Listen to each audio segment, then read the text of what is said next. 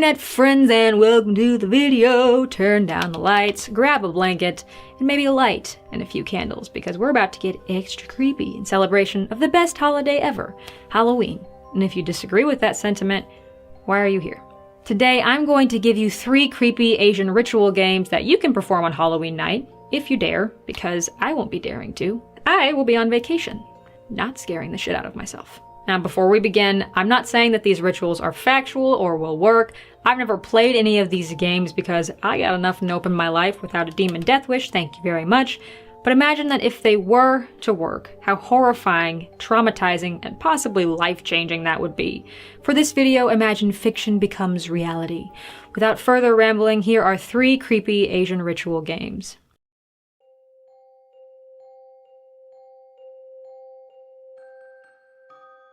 If you're familiar at all with creepypasta rituals, you've probably heard about one-person hide-and-seek, where you essentially play tag with a doll who's possessed by a spirit. The intent is to make contact with the dead, and maybe make a new friend. You never know. Not that I'm desperate or anything. The living doll ritual is similar to the hide-and-seek game, however, it's much more dangerous because if you lose this game, you won't be making friends with the dead, you will be joining them. Needless to say, the stakes are high. This game originated in Japan, or at least the author would like us to think that it did, as it employs the use of Japanese phrases, and you're going to need to get your hands on a Japanese doll. Get your head out of the gutter. Not that kind of doll. You nasty. It has to be a human doll that is not made out of cotton. Think glass, porcelain, etc. Forewarning, I'm probably going to butcher the Japanese phrases, and I apologize ahead of time if I offend anyone. It's not intentional. In addition to the doll, you'll also need a candle, 2 mirrors, a piece of your own hair, and approximately 5 spoonfuls of salt wrapped in paper. Just gonna say I would have already quit at this point, too much prep work for me, but for imagination's sake, we soldier on. Soldier on. Here are the rules you must abide by. You must play alone because the doll will likely harm or kill anyone else around. And yeah, I'd say that's kind of a jerk move to subject people to a possible death by a possessed doll. Alone. Got it. If the doll finds your hiding place, remain absolutely silent and don't bother running away, as the doll will chase you down and I assume end you. Don't use all of your salt right at the beginning, you'll need more later, but keep some in your hands at all times. If you find yourself fighting the frog, snake, or fox, be careful. What? Can someone explain that one to me? I didn't understand that stuff. You have until sunrise to end the game, or the spirit residing within the doll will stick around, and I assume bad times will ensue. And lastly, once the game is over, turn the doll over to a Japanese shrine so they can cleanse the doll of any spirits. Under no circumstances should you burn the doll. There goes my plan. But wait, I found a conflicting post saying you should burn the doll, so what do I do? Well, I'm gonna go with the Ouija board rule and say it's probs a bad idea to burn it. Also, don't make a shrine to the doll. Damn it, there goes plan B. I was totally gonna make a shrine to a creepy possessed doll. So it's nighttime and you're completely alone. To start the game, you place your 2 mirrors so they reflect one another.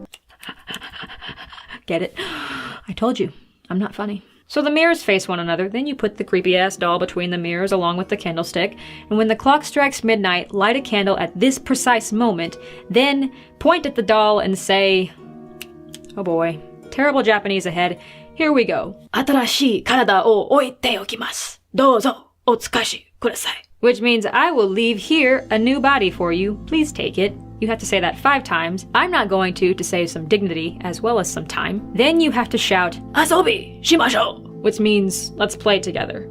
Again, you shout this 5 times. Then if you hear a rapping noise, wait, like Eminem rapping or paper rapping or the rapping of a knock, I must know. Because if Eminem's rapping, I'm just gonna get unscared real quick and start busting rhymes with him. Assuming they're meaning knocking, if you hear or experience any additional weirdness, you'll know you're on the right track. But if you hear nothing, that's okay too. Basically, you won't know if you're doing it right or wrong either way. Then say the following sentence 5 times. Watashi wa sagashite kudasai. Mitsuketara inochi wa agemasu. Which means, please come find me. If you find me, I will give you my life. Nope. By the way, I didn't write these, so if they're grammatically incorrect, don't blame me. Then after you've offered up your soul for sacrifice, you should probably hide, but choose your spot carefully. You want to make sure that you can get back to the candle easily and that you have a way to escape the doll should it find you, which apparently is very likely. How likely? I don't know, like 75% or something. Now the hunt begins. The doll is looking for you, and when you find your hiding spot, take that handy-dandy salt and sprinkle it all over yourself and say, "I can fly." Or shut up and stay quiet. And then you wait in silence and pray on all things holy that the demon doll doesn't find you. And if it does find you, it apparently smiles at you, so that's probably going to be the last thing you see before you die. But if you manage to hide from it, you make a beeline back to the room with the candle without the doll catching you. And when you're in front of the candle, say, "Anata no make desu, ishimai," 5 times, which means you lose. It's over now. Blow the candle out, sprinkle yourself with that salt again, and then go looking for the doll. You want me to look for that thing if it's moved at all? No. No and no. But unfortunately, you have to find it, sprinkle it with salt, and then make your environment super cheery, sunshiny for the next hour or so. Turn on the lights, dance your anxiety away, and be fabulous. Within 3 days of playing the game, you must take the doll to a shrine so they can appease the spirit inside.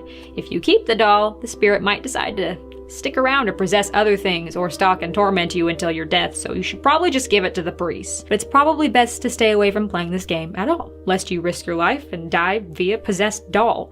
Not my preferred way to leave this plane of existence.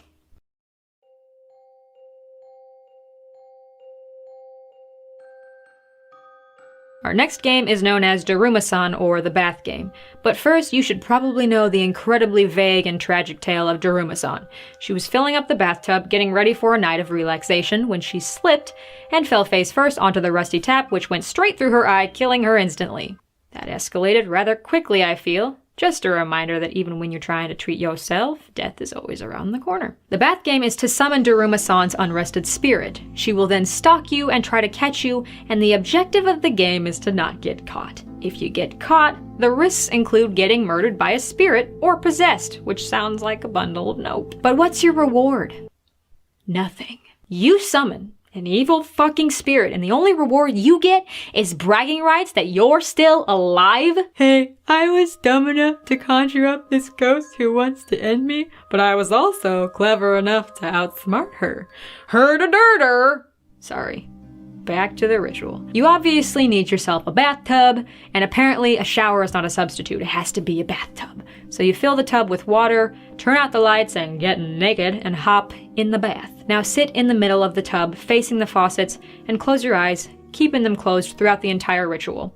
Try to relax as much as you can sitting in the dark in a bathroom in a house all alone at night. Start washing your hair and repeat the phrase, "Daruma-san fell down," over and over until you feel a presence behind you in the tub.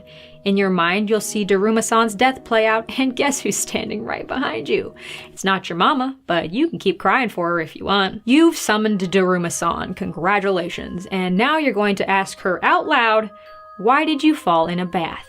As if anyone has a reason for falling into a bath and dying. Your next task is to exit the bathroom without opening your eyes, without getting tripped by your new ghost buddy, and without slipping and falling and meeting the same fate. So good luck with that. When you make it out, you shut the door behind you, and you can open your eyes, but leave your disgusting bath water to stew overnight, and try to get a good night's sleep, because the moment you wake up in the morning after you drain the tub, the chase begins. Now Daruma-san is following you, and you have to end the game before midnight without getting caught.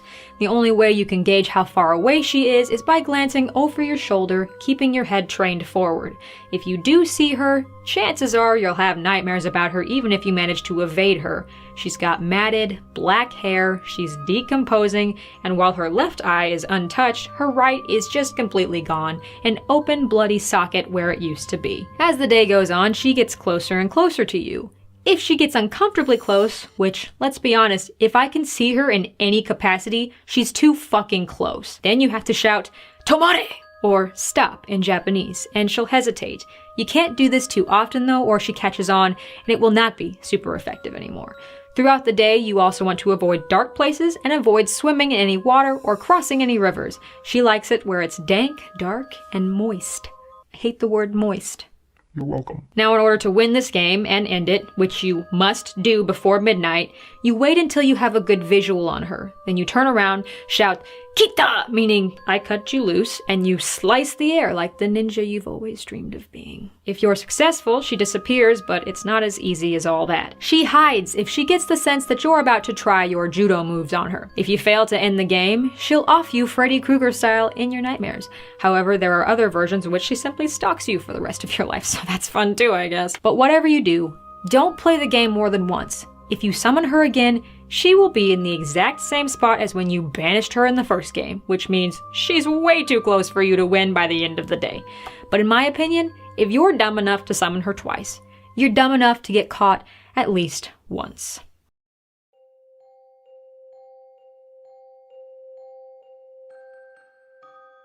Our last game comes to us from good old South Korea. In this game, you won't be pursued by a spirit or a creepy doll, but you will possibly enter another dimension and you might encounter a very dangerous woman along the way. And for me personally, I find this one to be the creepiest. You'll need yourself and a building that is at least 10 stories high, and you obviously need an elevator because you can't take the stairs to a different dimension. Also, the way this ritual works, I think you'd probably pass out by your third run down the stairs. So here's what you'll do. You go inside the building and get on the elevator on the first floor, but only get into the elevator if you are completely alone. The game does not work if you get in with someone. So you're in the elevator alone, you travel to these floors without getting out of the elevator. 4, 2, 6, then 10, then to the 5th floor. At this point, a woman could possibly enter the elevator with you, but keep your head down as the doors open. Don't acknowledge her, don't speak to her, but especially do not look at her, not even in the reflections. Be the wall. Merge with the wall. Except peel yourself off that wall and press the button for the first floor. But again, make sure you don't glimpse the woman. If the elevator starts going up instead of down, don't panic. That means it's working. If the elevator descends to the first floor, you must exit immediately when the doors open without looking behind you, without saying a word. But say it does go to the 10th floor and the doors open. You do still have a chance to escape. You can press the first floor button again and get off when it reaches the bottom. But should you step through the elevator doors to the 10th floor, you've entered the other world. Once you step through those doors, the woman standing in the elevator will ask you, "Where are you going?" Again, treat her as if she is not there. Do not acknowledge her, answer, or try to look at her. Eventually the doors will close, leaving you to wander in your other world. That is, if you brought a freaking flashlight, because while otherworld looks exactly like your regular world, there's no lights anywhere. You're in complete and utter darkness, and on top of that, you are the only person in this entire plane of existence. But wait, your flashlight, along with your cell phone, camera, and any other electronics you might bring with you, likely don't function here in Otherworld, though some say differently. The only thing that you'll see that's out of place in Otherworld, beyond the unending darkness and feeling of total and utter isolation and loneliness, is when you look out the window, you'll see a red cross in the distance. A red cross, not the Red Cross. No one can help you here. No one knows exactly what the cross is, and no one seems to have reached it that I've heard. Perhaps that's due to the fact that you become disoriented as you wander the 10th floor. But don't wander too far without noting which elevator you arrived in. It is the only elevator that will be able to return you to your normal world. And pay attention to how you're feeling. Too nauseous or dizzy and you may not remember the way home. Or you might fall asleep and wake up to find yourself at home, only it's your other world home. In any case, I don't know how you could fall asleep knowing you're in a dark dimension, allegedly all alone, because that's the shit that keeps me up at night. Once you've had your look around, which for me would be stepping out into the darkness, looking left, looking right, and then turning right around and leaving again, because holy god, this sounds like my worst nightmare. So you press the elevator call button, and once you get on, you press the same sequence as when you first got into the elevator, traveling to the 4th, 2nd, 6th, 10th, and then 5th floor without exiting the elevator. Once the doors open at the 5th floor, press the button to go back to the 1st floor. However, don't be surprised if you start to head towards the 10th floor again. Okay, I won't be surprised, but I will probably have a panic attack. If you start to ascend, press any of the lower floor buttons before you reach the 10th floor to stop going up. Sounds easy enough, right? Some say they feel a strong compulsion to not press the button, but if there's any point in your life where you should press a button, it's now. Nuclear war button? Don't do it. Launch a puppy into outer space button? No, don't do it. Release all of the zoo animals while you're still inside button. Yes, the animals should be free, but they're not gonna care who released them. They're gonna see you, and they're gonna think, dinner. Okay? Don't do it. Button to avoid getting back to the 10th floor. Do it. Press the fucking button. If you're successful, the elevator will stop and then go back down to the first floor again. Before stepping out though, you have to make sure that everything is chill. Nothing looks out of place, the lights are on, there's no red crosses, and that you feel like everything is normal. If you feel like something is wrong, repeat the number sequence of buttons again, and try again when you get back to the first floor. Once you feel it's safe to exit, you sprint and never look back. This one straight up horrifies me, and it's not so much the darkness or even that it's a different world. It's the utter aloneness combined with the darkness that feels threatening to me. And if you get stuck there, what happens to you? Do you die a traditional death while searching for the elevator, disoriented? Or does something unthinkably worse happen to you? For instance, what if you never age while you're there and you're forced to wander endlessly alone for the rest of your life? Or worse, what if you spend eons there and want to end your existence but can't die? I don't know about you, but that plays on my biggest fears, and the other world with its unknown, endless possibilities horrifies and inspires me. I know while writing this script I got inspired to write some fiction based off of some of these rituals, so you might see that in the future. That's all I have for you today. I would like to know from you guys, would you ever play any of these games, or all of them, and why? Crazy. I'd be interested to hear that, as well as interested to hear if you actually have ever played any of these games. If you did anything happen? Truly curious. Before we go, I have an announcement, so pay attention. Everybody pay attention to me, I got the answer, I got the answer. If you know that song, you're cool. My announcement is this: Subscriber Storytime will be making a comeback beginning in November, I think, though it may be December, it depends. I took some time off from it to figure out what I wanted to do with it and how I wanted to continue doing it. I think I've decided to keep it here on YouTube. The format may change a little bit, but I'll still be reading the stories, obviously. However, it's only going to be a monthly thing. Not sure how long they're going to be yet. We'll play with that as time goes on. But I think since it's only going to be a once in a while thing, I can probably do more stories per video. It will not replace any of my normal videos on Fridays. It will be in addition to. So there's that. If you have no idea what I'm talking about, shh, go back to sleep. I hope you enjoyed today's video, and as always, if you did, don't forget to give it a thumbs up. YouTube's algorithm really likes it for some reason. And if you want to stick around, don't forget to hit that subscribe button down below if you want to see more creepy content, because you don't want to miss any future videos.